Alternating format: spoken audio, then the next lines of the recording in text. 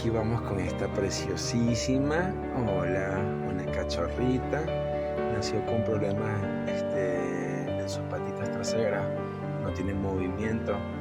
Gracias a la gente que la resguardó porque la querían echar a la calle o dormir. Parece que era el caso. Ya va en camino a veterinaria. Hola señora Fabi, buenas tardes. Aquí tenemos la radiografía de la chiquita que nos acaban de mandar. Sí, tiene un problemita de malformación, sus articulaciones, la pelvis, todo tiene deficiencia. Aquí está la chiquita, ya la tenemos con jaulita, ahorita le vamos a poner comida, agua. Es muy nerviosita, nos tiene mucho miedo, pero ojalá que se vaya acomodando conforme van pasando los días. Entonces lo tenemos informada, señor Fabi.